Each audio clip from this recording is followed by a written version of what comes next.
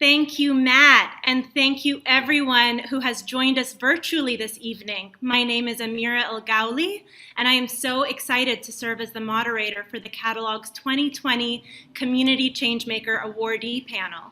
We have three incredible panelists joining us to talk about their work and really about how they've stayed energized and been able to make a positive impact during and before this crisis. I am the founder of Manifesta, a workplace culture consulting firm here in DC. I have been a longtime supporter of the Catalogue and serve on the board of directors. In both of these roles, I've seen the impact of the stress and challenges that 2020 has had on people across our region. And I'm really excited for this chance to be inspired and learn from these three amazing people who are making a real difference in our community. Quick logistics note for our audience, you'll have a chance to engage with our panelists at the end. So if you have any questions, drop them into the chat bar on the right side of your screen. Now, let's start by getting to know our panel. Starting with Rachael, I'm going to ask each of you to tell us who you are, the organization you're with, and what you do there.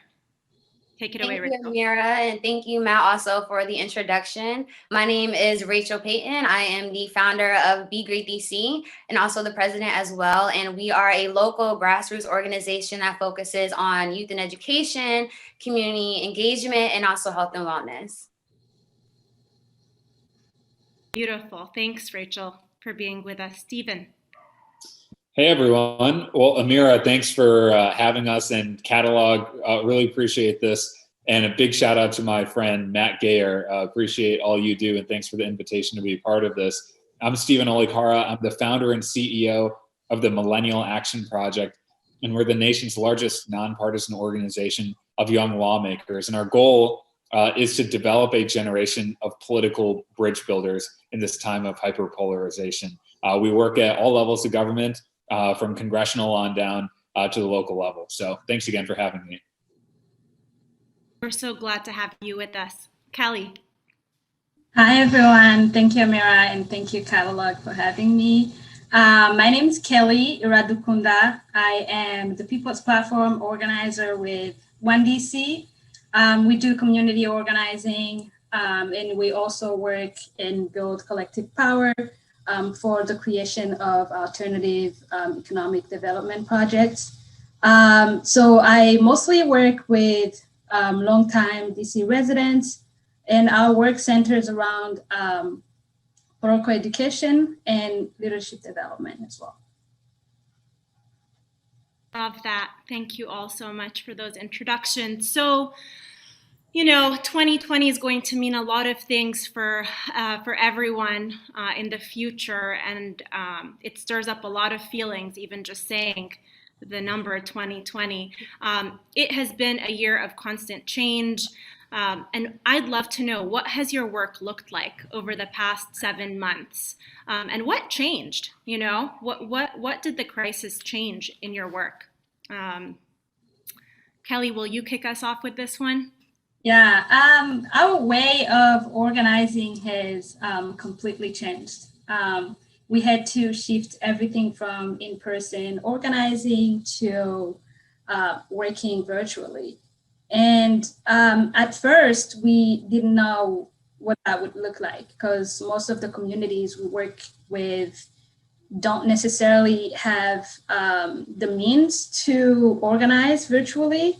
But they have been able to adapt, and so we've been able to organize and keep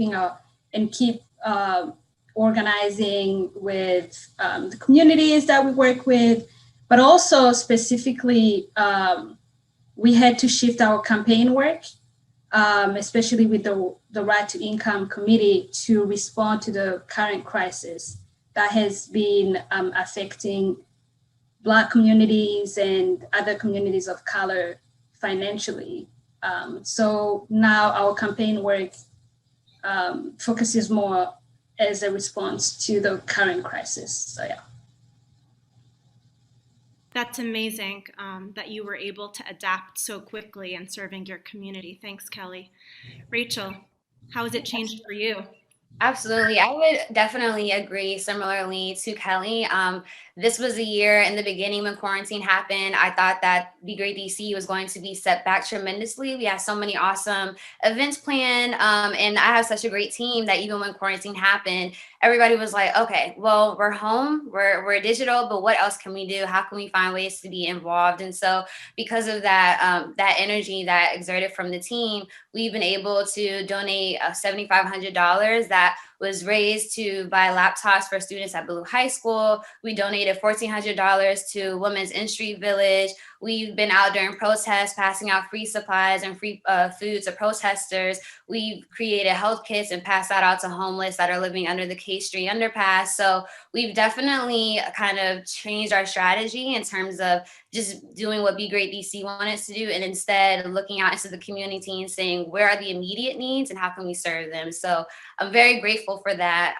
In addition, obviously, a lot of our programming has been virtual, but specifically our annual volunteer fair, which is how BeGreatDC got started. Normally, we have an in-person event where we have about 200 registrants, and we have various nonprofits in DC that come out and tell the community how they can get involved. And this year, obviously, we couldn't do that in person, but we decided to do pretty much a live interview schedule that was throughout the day, where we talked to Black Lives Matter DC, we talked to World Central Kitchen, the Mayor's Office on African American Affairs, and a bunch of other really prominent and what we thought were very important organizations, so that we could talk to them and connect with them and also share with the community what they're doing as a response to COVID as well. Wow. Amazing work. And also thank you for passing out those supplies. I'm sure I got some of those from you. Stephen. Thank you for being out there. Yeah. Stephen, how about you? What changed for you all? Well, a lot has changed. We have been convening our young leaders virtually and taking advantage of online platforms. But when the pandemic hit in April, we felt a unique responsibility to organize the policymakers within our network to strengthen our voting systems to ensure that we could vote safely in a pandemic. In my home state of Wisconsin, we saw in April just how unsafe the conditions could be if you don't have leaders working together and being prepared. So we knew we had a network that we could quickly deploy and scale up in order to be part of the solution. So we started doing listening tours all online. We started hearing how different leaders, whether Democrat, Republican, Independent, are framing the issue of safe voting, how we can strengthen absentee voting systems. And it turned out to be a huge boost because we were able to get these reforms passed around, for example, mailing absentee ballot requests out to voters, sending information to unregistered voters on how to vote and register online, and providing protective equipment and getting funding for local election administrators. So the poll workers and the voters can be safe if they are voting early in person or on election day itself. And now you fast forward to the election, the absentee voting system worked remarkably well, especially in key states like Wisconsin. And I just look back on where we were in April. It was not a foregone conclusion in this pandemic that the system would work. But what ended up happening was we saw the highest voter turnout in the United States in modern US history. And among young people, where our organization particularly focuses, we saw a 2.5 times increase in young voters voting early before the election day compared to 2016. So on all fronts, it's a huge expression of democracy and shows that change is possible in a short period of time. And we are able to adapt even in some of the most turbulent circumstances. I'm just wowed so much by each of you and your ability to lead change and adapt to such a difficult situation so quickly. And for you to be able, actually, 7 months is not a long amount of time. It feels like forever right now, but it's not a long amount of time. And to be able to have measurable impact in that period of time is just remarkable. So thank you all for sharing those stories. So, in my work, I work really closely with leaders and with teams at work, and the rates of burnout this year have just gone through the roof and are just going to continue increasing actually as time goes on. So given the challenges of the year, what do each of you do to help you stay engaged and energized and bring that to work, right? Like your work takes a lot of energy and it requires you to fill your tank, right? And refuel. So Kelly, I would love for you to let us know, how do you fill your tank? How do you take care of yourself? That's a good question. We actually had a period of time, I can't remember if it was right after the Juneteenth event, where like we took, or I think it was in August, I can't remember when, but we took 2 weeks of not doing anything because everyone was so emotionally exhausted with how 2020 has been going. And also the work that we do, there's a lot of people who deal with a lot of oppression and a lot of trauma. So it's something that can weigh heavily on anyone.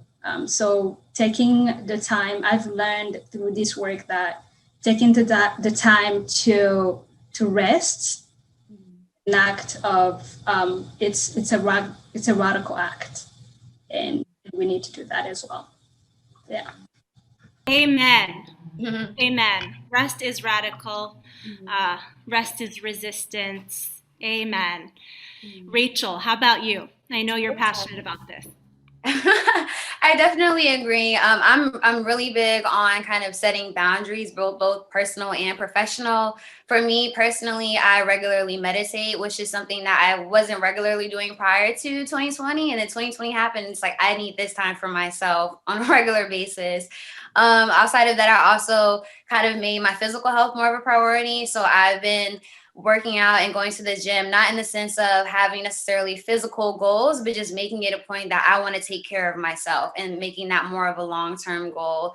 In addition to that, I'm constantly checking in with my teammates, my team members, asking them, how are they doing? Do you need time? Do you need to, pass off tasks to other people? And in doing that with them, it gives me also the space and the comfortability to be able to let them know, hey, we need to move this meeting today. I can't do it. But being able to have that safe space and those candid conversations with team members has been a huge help for me. Oh, I love that. I love that so much. Stephen, how about you? Do you have any sharing tips to give our audience? I've gone full monk during this pandemic. So I'll tell you, I've been meditating every morning, every evening. And, in addition to the pandemic, I knew 2020 was going to be an inflection point for my life, and I really wanted to be mentally as clear as possible. So that's why I did some of these things, exercising regularly, improving my diet as much as possible. And I think just before we came on, we were talking about the importance of silence. And I think that relates to the need to give your mind rest. I think one of the great paradoxes of this moment is, even though we've been working from home, I think we've been, busier, and our minds have been racing probably more than even before the pandemic. And my lifestyle beforehand was being on a plane every single week, traveling to 1 or 2 cities on a weekly basis. And yet, I think, around the pandemic, it's even more important and in some ways harder to escape your work, and even more important and valuable to find some time off for your mind. And because of that, we decided to create mental health days as part of our paid time off for our employees as well, and generally just try and be as emotionally supportive as possible. I hope everyone is taking notes. These are all really great ideas, both for you individually, but also for your teams. I think institutionalizing some of this self-care and well-being tactics are really helpful for people. So Kelly, I want to turn the conversation a little bit to you. Outside of COVID and an election year, 2020 has also really featured this renewed focus on racial justice and equity in our communities. And so I'd love to know, how do you bring that lens to your work? Yeah, so I think even before 2020, equity and social justice has been at the core, at the forefront of our work and our focus at 1DC. So we at 1DC we organize and always have organized. So we have a majority Black women-led shared leadership team, which is our governing body, and also on staff. We also have, Black people, working class people, the people who are impacted by the issues that we organize for. They're the people who lead our campaign work, and also they're the people who lead our ongoing political education to learn more about racial capitalism, patriarchy, white supremacy through LEAP. And so LEAP is a popular education workshop. It stands for Leadership Education for Action and Power. But also it's included in our mission, vision, and values. So, yeah. Thank you for sharing that. That's really inspiring work, and probably we could learn a lot from the way your organization is fundamentally working towards those things. So thanks, Kelly. So we're going to jump straight into something I call, I'm going to call it the shooting star round this time, since we have stars with us tonight. So this is the way it's going to work. I am going to ask a question, and then in order, starting with Rachael, then Kelly, then Stephen, you will answer. Okay, sound good? Mm-hmm. All right. One superpower you have, Rachael. Authenticity. Kelly. Connection. Stephen. Trusting my instincts. Good ones, all of you. Okay, favorite book you've read this year? Same order. I have mine with me right here. Children of Blood and Bone. It's on my table. Love it. Kelly. The revolution will not be funded. Awesome. Stephen. The Radical King by Cornel West. Okay, wow. I rarely get recommendations that I haven't heard of, but I haven't heard of any of these. So I'll be adding them. All right, favorite local DC eating or drinking spot, Rachael? Kane on H Street. Caribbean Citations in Southeast. I think they're closed though. Okay. I think they've been affected by the crisis. Okay. Oh, that's too bad. All right, Stephen. So my DC friends would get a big laugh if I said Dan's Cafe, but it's really not Dan's Cafe. It would probably be Jack Rose. Okay, awesome. I hope your DC friends are on and laughing right now. That would make this so much better. Okay, and lastly, one idea for action that you encourage the audience to take after this event to begin engaging in their community and making a difference. Just one action they can take. Stephen, we'll start with you. Choose and exercise empathy in our political conversations. Love that. Thank you. Kelly. Join local grassroots organizations and start organizing with them. Beautiful. Rachael. I would say Google is your best friend. What you're interested in, what you're passionate about, use those keywords and in the area that you're living in, and you will find an amazing source of opportunities and organizations that you can support. 100%. And also, since this is a Catalogue event, I will say the Catalogue website itself has a wealth of information and opportunities for those who are interested. Okay, we're taking a couple of questions from the audience. So I'll just pick one of you to answer the questions, and then feel free to add anything that you would like. So First question, how do you intend to continue the incredible momentum of getting through the crisis into 2021? Rachael, we'll start with you. I had a feeling you were coming to me. I don't know how I knew. Honestly, I think taking breaks is what allows you to re-energize yourself and also your team to keep that momentum. So just, continuing to prioritize that, but also finding the balance of staying encouraged and staying engaged.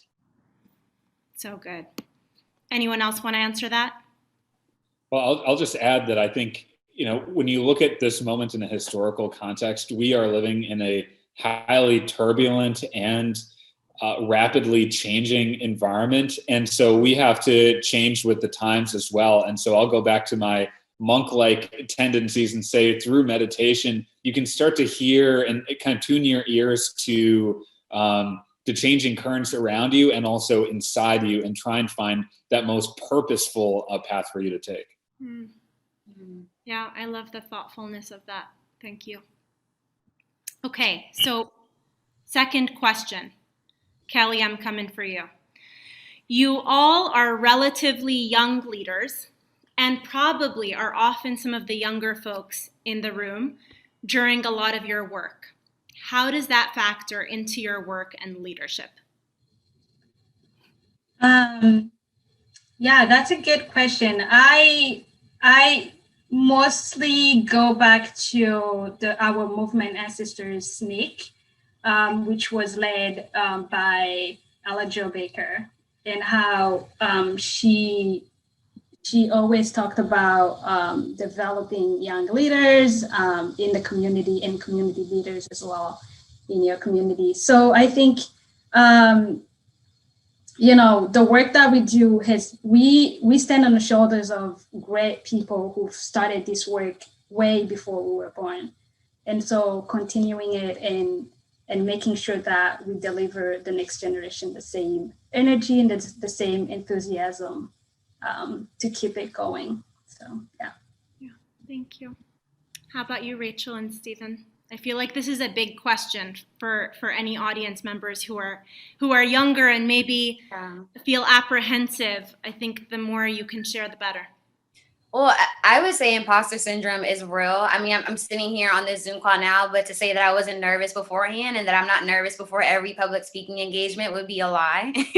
And so just knowing that the strength that you have within yourself and just reminding yourself of where you come from and what skills that you have allows you to just push through. You're going to be nervous. You're going to be scared. That's going to happen. But if you're not uncomfortable, then you're stagnant, right? So just continuing to push yourself and then once you get out of it, you'll be so much more encouraged and uplifted. So, yeah, love that. Yes, Stephen. Yeah, I think that's very true. And when we were first getting Millennial Action Project off the ground, I definitely stood out a lot. I still stand out in meetings in our field, the strengthening democracy field. No one really looks like me or is as young as me. And I think when you're in that type of space, if you're the youngest or you're in a non-traditional background, I always say you have to perform twice as well to be taken equally as seriously, because often people are looking to dismiss you. And the only way to combat that, I think, is just preparing for everything as much as possible and truly performing at your best and performing, frankly, better than everyone else. And I think that's been kind of an ongoing theme for a lot of the young leaders that we've trained in our network. But I think building on Kelly's point is to say that those giants whose shoulders we stand on were generally young people as well when they made their biggest impact. Transformative change generally happens from young leaders, whether civil rights, women's rights, immigrant rights. It's young leaders who are changing the conversation, saying this is where we can go. So we have history on our side, if you think about it that way. Oh, I love that. That gave me goosebumps. And I would like to say, before we wrap, just to add to this question, because I'm also often the youngest person in a room of leaders, is to ask older generations who are in rooms with young leaders to be the ones who are encouraging those young leaders to take up more space. it will benefit everyone if you do that. So I think there's responsibility on both sides there. So panelists, thank you so much for such thoughtful, inspiring, and transparent answers. I really appreciate that. I'm sure our audience does too. I've appreciated the chance to get to know each of you three a little bit, and I hope everyone feels a little more inspired and optimistic from this conversation. Thank you, audience, for your questions and for your engagement. We are now going to turn to our special guest and friend, Leon Harris, to help us transition into our community conversations, where we'll hear from local nonprofits about what's happening in our neighborhoods and how we can get involved. Thank you.